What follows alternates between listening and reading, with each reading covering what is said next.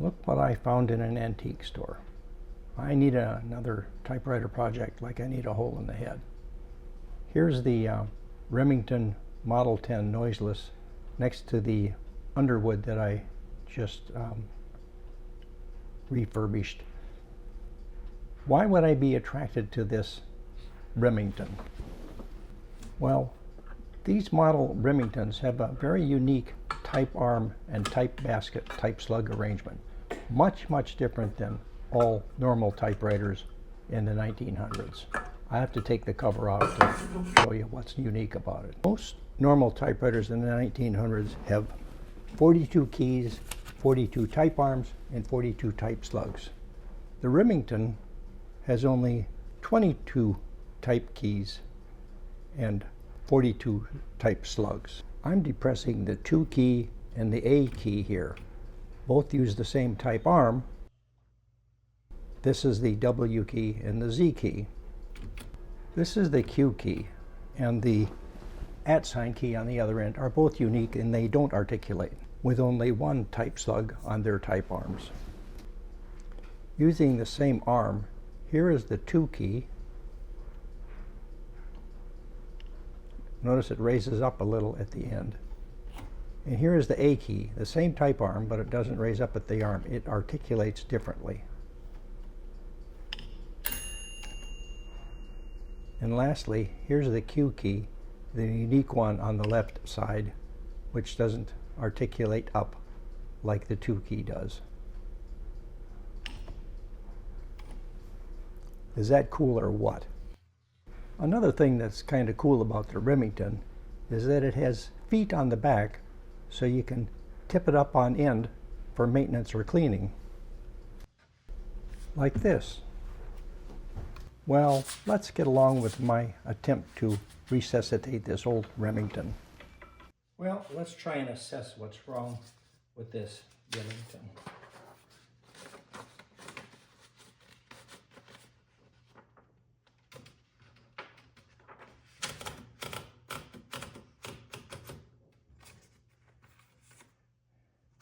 In the first place, the paper bail is bent. It was bent a lot worse, but I kind of straightened it. I couldn't resist. It still isn't even straight enough for the wheels to actually touch the paper, because these springs in here seem to be, it's a pivot that's like rusted in the retracted position.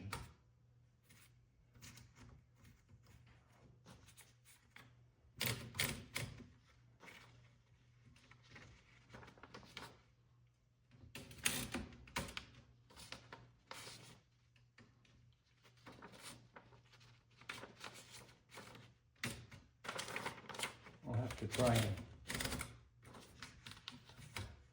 address that in a bit. It doesn't click in like it should.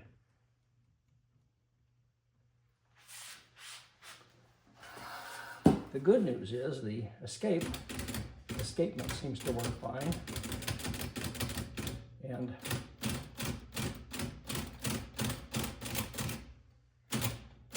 obviously the ribbon's dried up to nothing.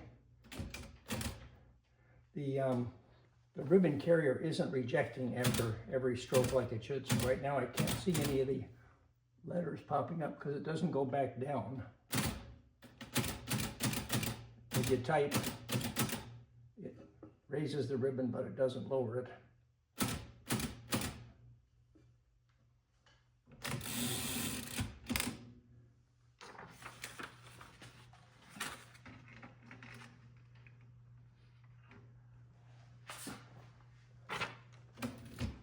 The tabs seem to work.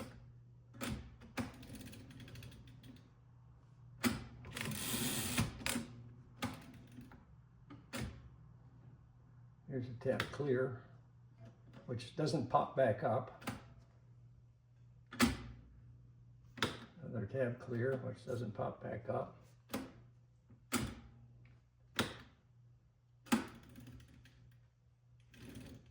The carriage is a little sticky, so it won't pull all the way to the left like it should. Give it a little help. You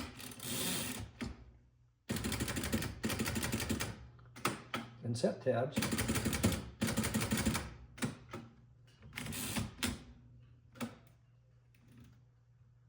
Needs a little help.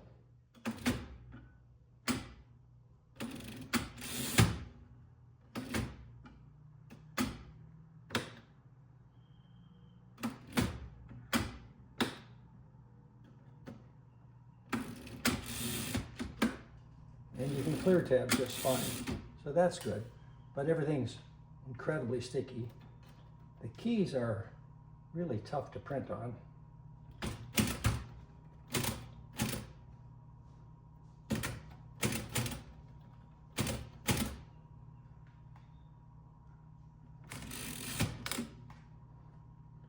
I'll try a test.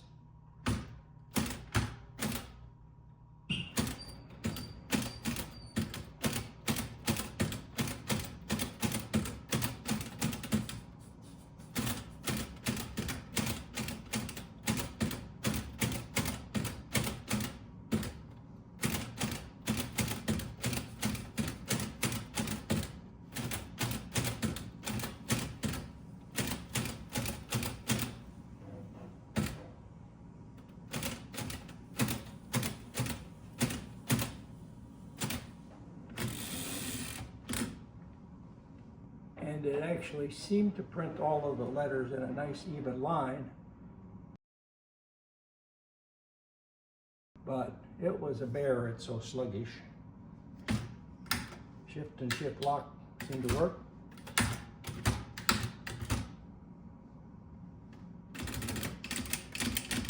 Backspace seems to work. I don't know about the margin release because I haven't fiddled with any margins.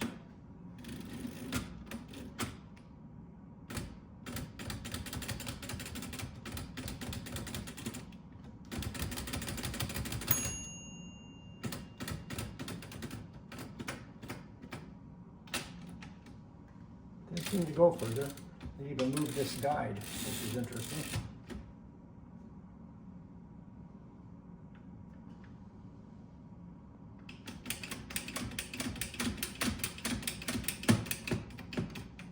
It even let me backspace past the margins, which is interesting.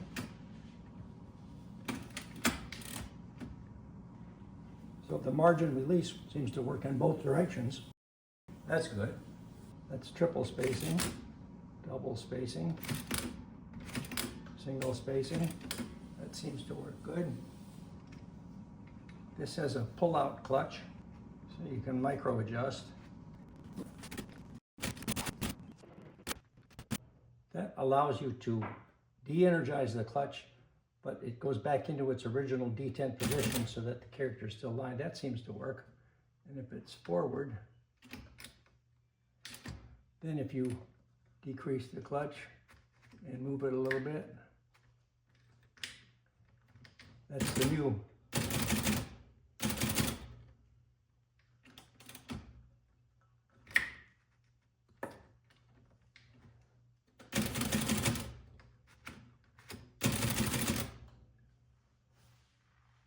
That all seems to work good, which is a little surprising. This carriage release to let the paper loose is, well, I guess it works, but just a little rusty.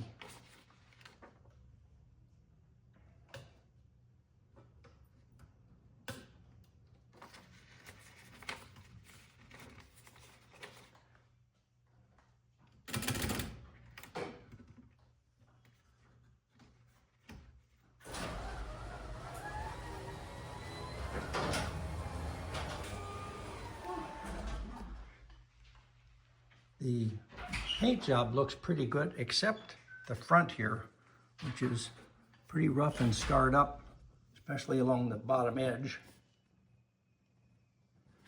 But the good news is, if you look close, there's a line here. And apparently this front piece from from here around to here can be taken off with these two bolts. So I should be able to remove that to work on the paint job without messing with the whole machine. This side looks pretty good. The left side looks pretty good. The back looks pretty good. Here's how you ring the bell. And here's the margins. That one seems to work okay. A lot of corrosion here. Have to work on that. Take a little cleanup, I think. And lastly, I want to remove this top. But as you can see, the screw from the left looks like a standard one. Again, corroded, needs to be cleaned up. But the screw on the right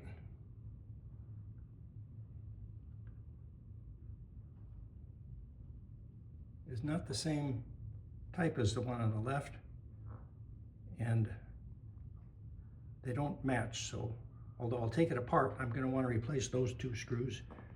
This little alignment thing in the middle, there's some serious corrosion, but that should clean up fine. But here's what's really interesting about this Remington and what attracted it to me in the first place. The type basket is very small, and for each character you print, two keys actually actuate the same character. So when you type an R, for instance,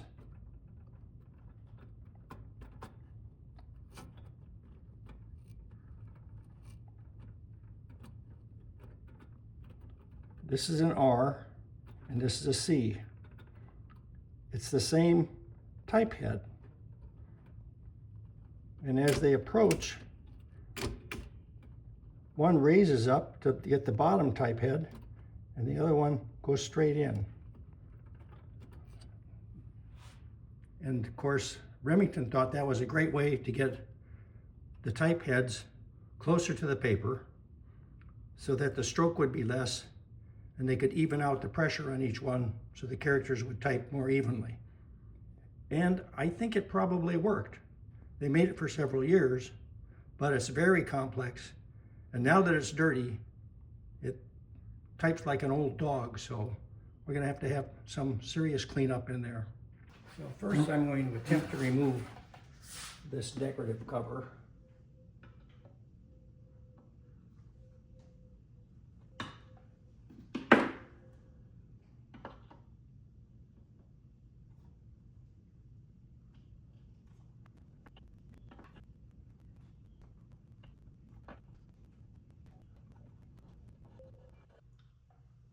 Wow.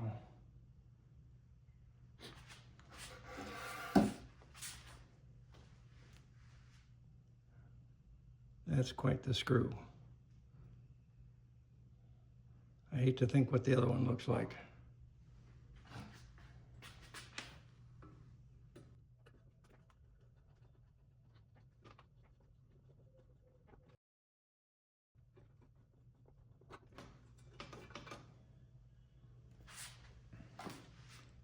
And as you can see, they're two totally different kinds of screws.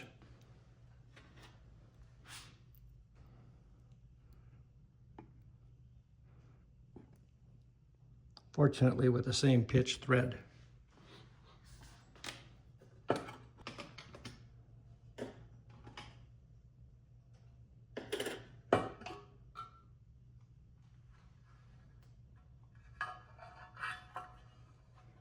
So there's the what would probably be felt lining that should be replaced. And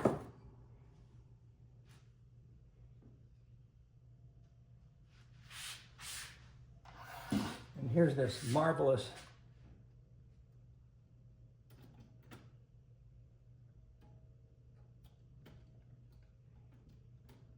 here's the R and the C keys. So So you can see how they articulate. Man, I don't know about you, but to me, that's magic.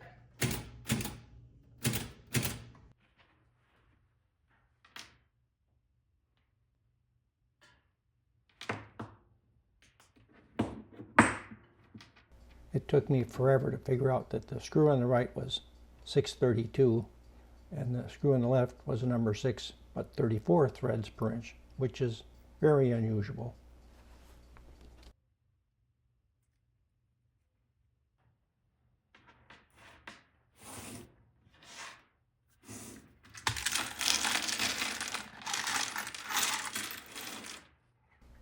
So I went hunting for an appropriate screw.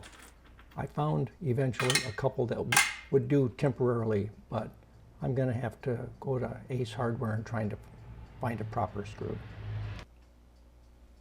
Neither screw seemed to fit very well, so I gave up and retapped them both to 632 thread.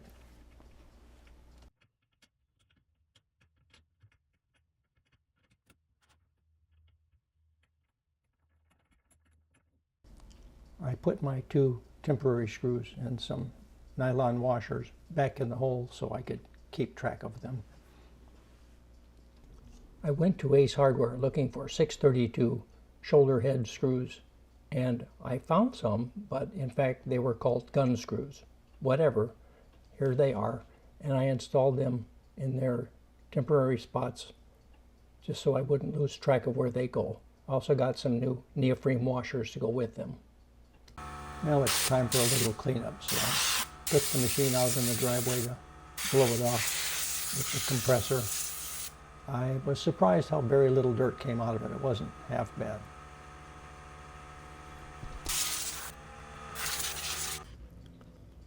I took the front cover off, and as you'll notice here, as I set it to the side, I also took the time to put the 4 screws back in the holes they were originally in. That's my way of keeping track of things. It's more difficult if you have a pile of screws and you try to label each screw and put them in a Ziploc bag or something like that. I'm trying to remove the platen here. Remingtons are pretty cool. They have a little lever on each side. You just flip the lever forward and you should be able to lift the platen out. I flipped the right lever forward, no problem. The left one wouldn't budge. Turns out there was a little screw on the side that was holding a pivot. It was really strange, but as soon as I loosened the screw, then I was able to move the left lever forward and release the platen.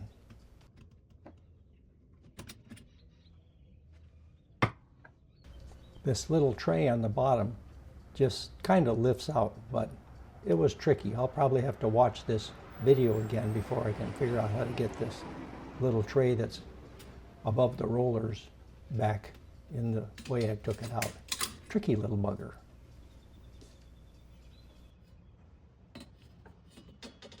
This next part is called the paper finger rail, and I thought I could just take it out easily with the little screw on the left and the little screw on the right.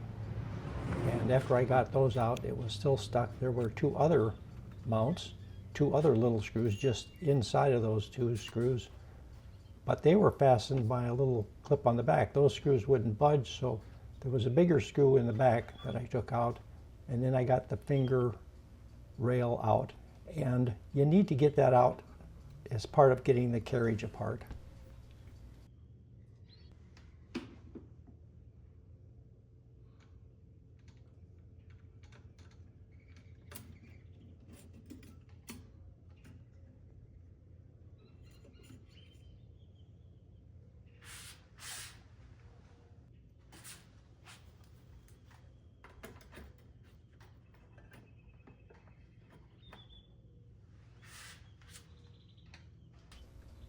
Now I'm putting the 4 screws back in that I took out to get that finger rail out so that I don't have to look for them or find out what hole they go in.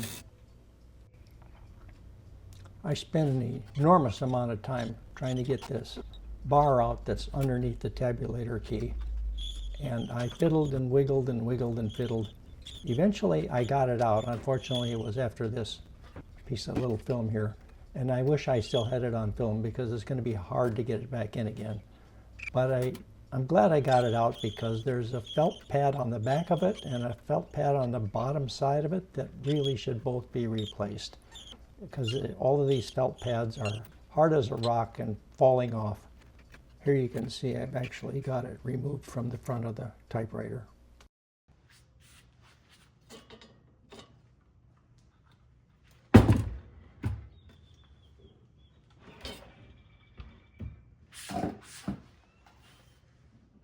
I was hoping there was a big back cover here that I could pop off for easy access to everything, but that doesn't seem to be the case on this model Remington.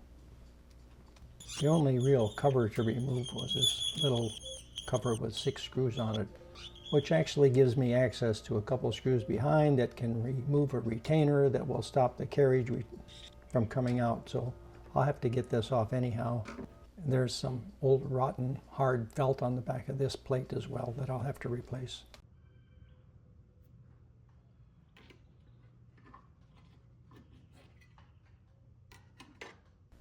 And again, I replaced the 6 screws so I don't have to look for them later.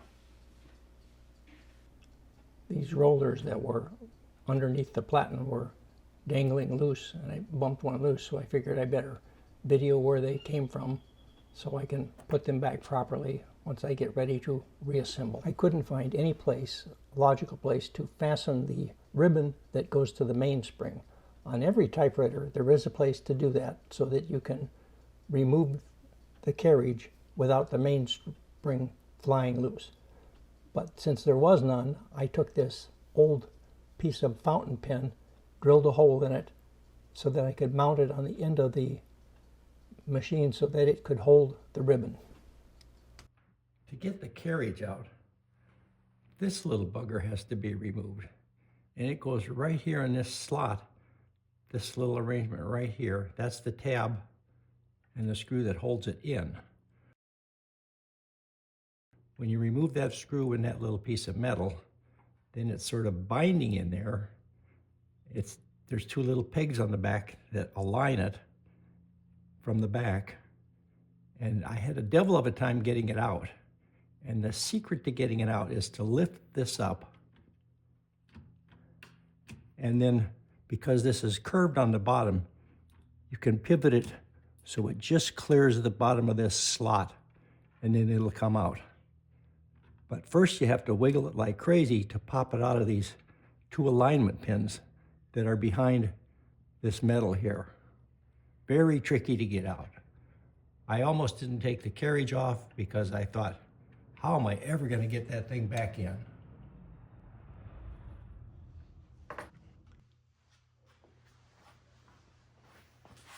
Now, to remove the carriage, they tell you that you have to have the shift lock and the carriage lifted up, which it is. And there's a band on the front you have to remove. And the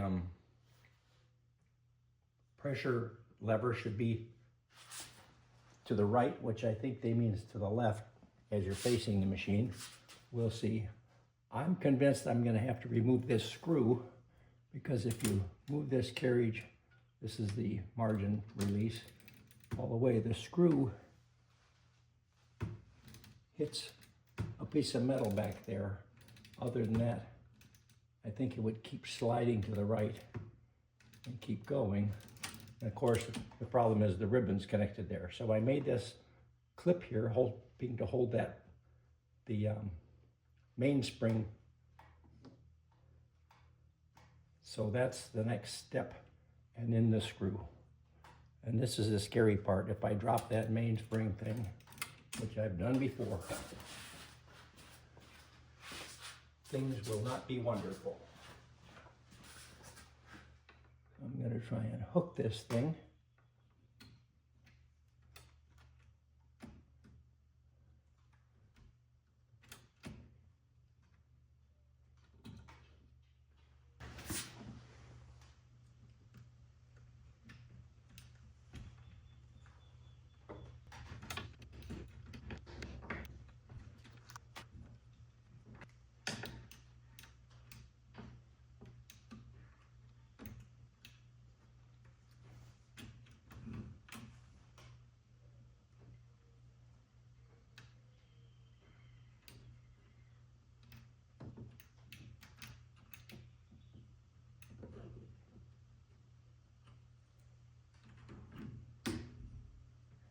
I'm hoping beyond hope that nothing lets go here. Now remove this screw.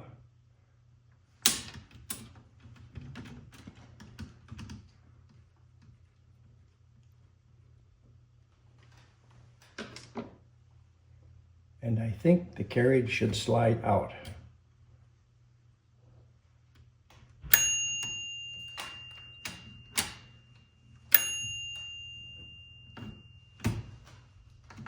And of course it doesn't. I fought with removing this carriage for over a half an hour, which is speeded up at I think 40 times the speed right here. It was then that I finally determined that the two alignment pins that hold that piece I took out were actually hitting the carriage when I tried to move it. So I'm loosening these 4 screws to try and maneuver that alignment piece on the back side of these so that I can move the carriage to the right. I think this bracket has to slide down so the alignment pins get out of the way.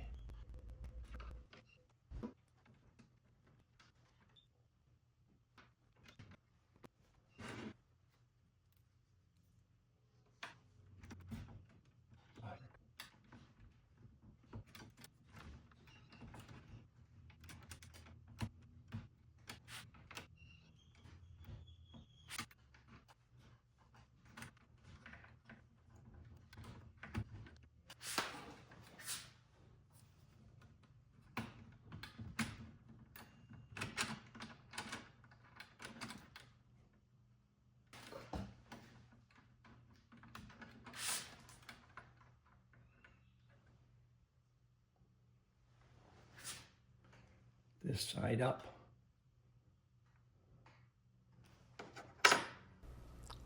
So what's stopping the carriage from being removed right now is this little clamp, and it holds the ribbon that's going to the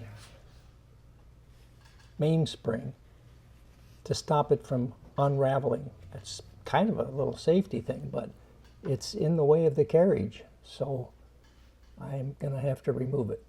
Here's a zoom in to see this little funny little clamp. It's got like a roller and a couple little brackets on it, and it's held in place by a couple of screws.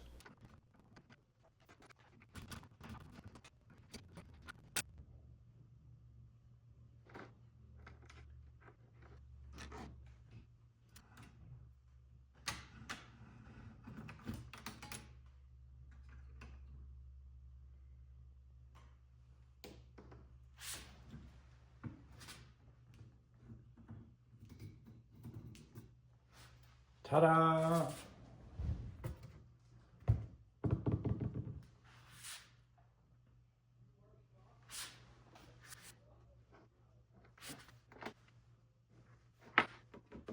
It's as disassembled as I'm going to take it for now. Maybe forever. Now we'll just try and start some generic cleanup.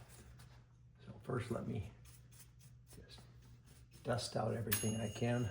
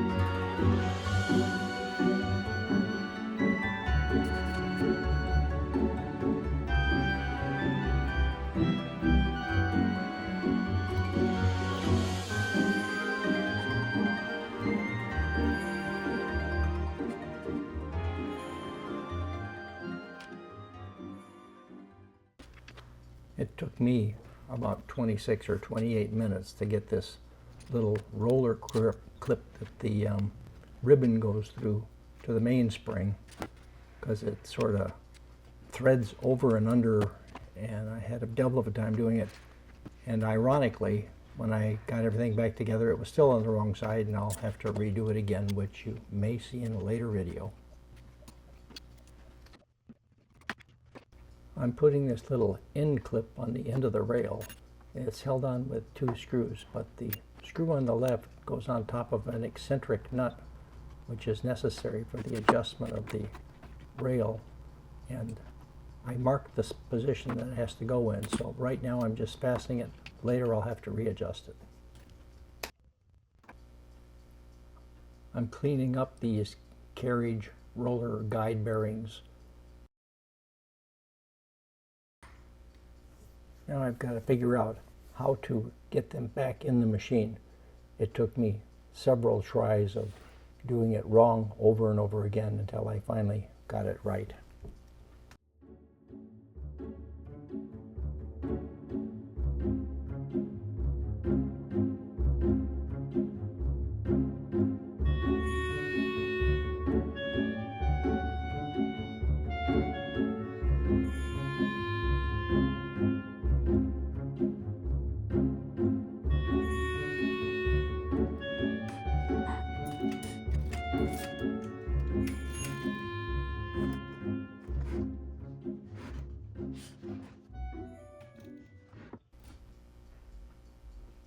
Now I'm going to adjust that eccentric nut that I was telling you about. I had marked its position. Just a matter of lining up my arc and tightening down the screw. Now that the rail's on, I noticed that I installed it with the bail flipped over. So I couldn't flip it back because things were in the way, so I had to remove it from both the left and the right side so I could flip the bail over to put it in the correct position. Then I should be good to go.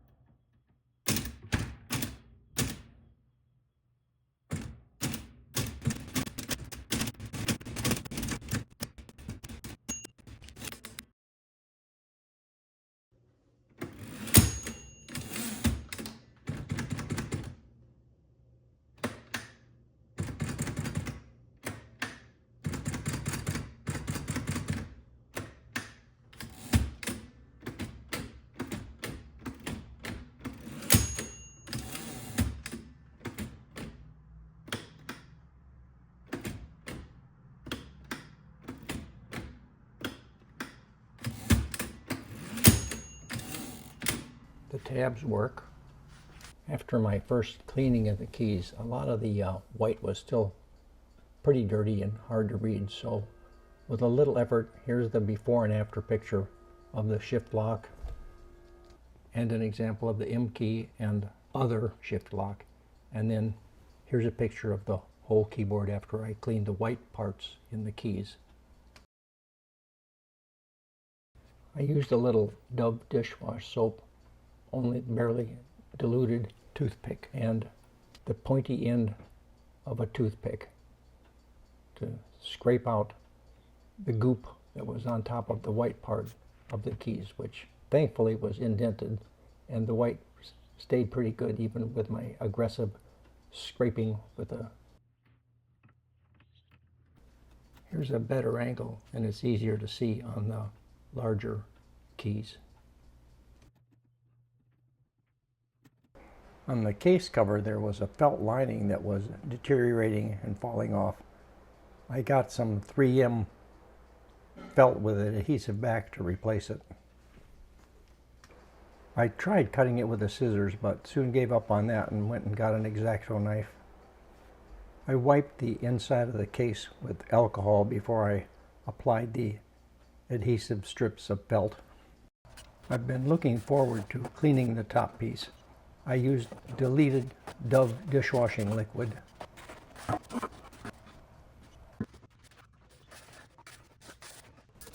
After it was clean and dry, I used a coating of Armor All Protect and Shine.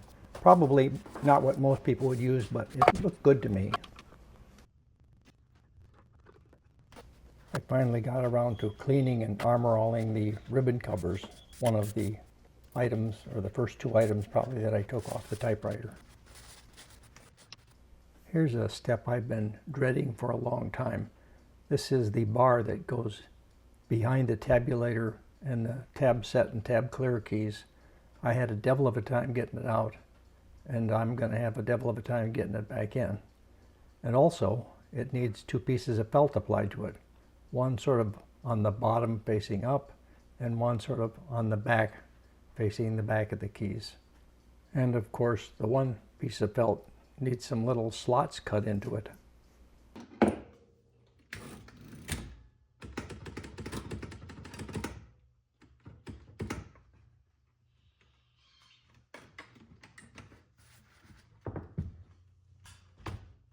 Look, I found a part underneath the typewriter. That was hooked to the screw on the left that hold that piece underneath the tabulator bar. I forgot about that. It took me forever to figure out how to put it back in.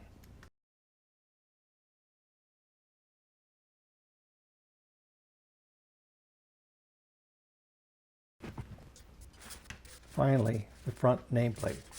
There was a sealer on the back I peeled off, cleaned it with Dove dishwashing liquid, and then a little Armor All, popped it in, and fastened it with 4 screws. This little back cover just has 6 screws, but it also has a piece of felt that was deteriorated and falling apart on the back that I'll have to replace. It's just held in with 6 screws. But as long as I'm cleaning it and putting Armor All on it, I'll also clean and Armor All the back cast iron part of the typewriter in the same step. I thought the silver lettering on the front panel of the typewriter was in good shape, but the lettering on the paper table I wasn't happy with at all, so I thought, well, I'll do my best to re-outline that with silver paint, which I did successfully on my last Underwood, so I thought it should work good on the Remington too. Well, here goes.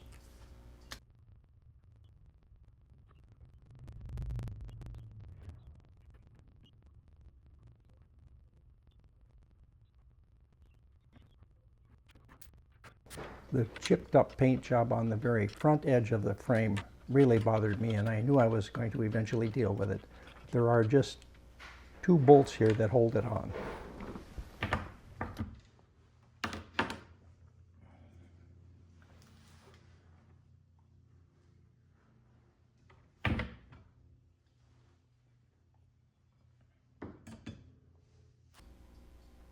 I used medium and fine sanding pads to get through most of the chips down to bare metal.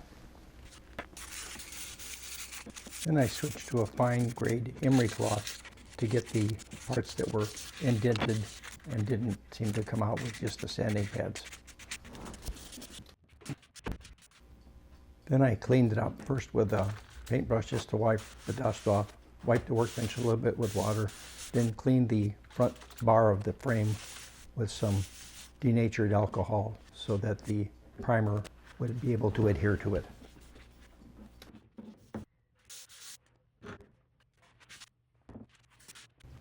This is Rust-Oleum black filling primer. Then I used steel wool to buff up the surface and cleaned it off with a tack rag and then put several coats of gloss black on it. From the view looking down into the keyboard, I couldn't stand the look of the arms connected to the type keys being all corroded in various colors of gray. Not really rust, but just, well, contaminated. So I did my best to clean them and paint them black so that they wouldn't look so bad from the perspective of a typist. So this sequence took an hour and a half. So this was 160 times as fast as normal speed. Finally, after days of waiting for paint to dry and glossy coats to get this front frame bar repainted, I finally get to put it on the front of the typewriter.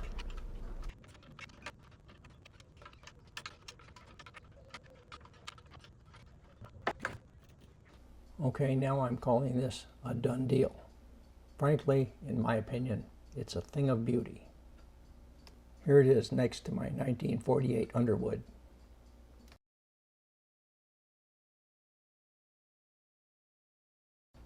I couldn't resist. I had to touch up this dot sight. Remington calls this the paper scale indicator. I wanted to put a red dot on the top. And also it was corroded, so I had to paint over the aluminum on the side where it was corroded and tarnished.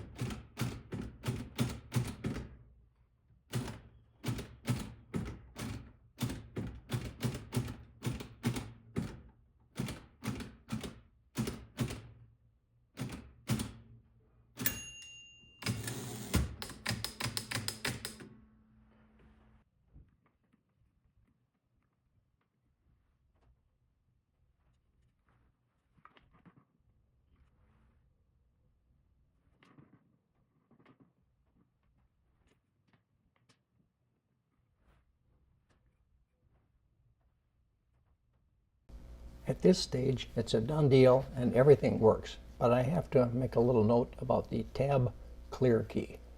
I purposely set the mainspring tension to be just enough so that everything works. After all, it's a very old machine, and so the tab clear key will go to the tab stop when you hit the tab, and then to do the tab clear you have to hit a space afterwards to move it one more notch to the left, and that's because the mainspring tension is just a little too low. It has to pull really hard to overcome the brake on the tab arm for the tab brake to go to the next notch afterwards. If you cranked up the mainspring tension, it will work, or if you pull on it with your hand, it will work. But I didn't want to do that. It's an old machine and I don't want that mainspring to be over tensioned.